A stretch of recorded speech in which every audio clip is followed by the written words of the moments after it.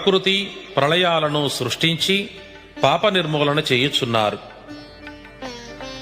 శ్రీకృష్ణ పరమాత్మ లోక కళ్యాణార్థం మానవులకు భగవద్గీతను ప్రసాదించాడు.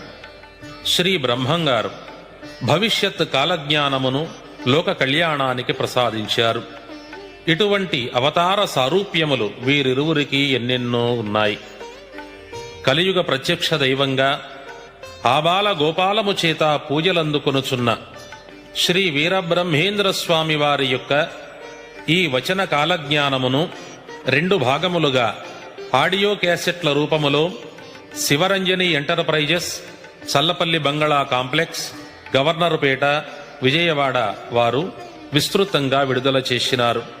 వారికి నా కృతజ్ఞతలు తెలియజేయుచున్నాను. ఇప్పుడు వచన కాలజ్ఞానం వినండి.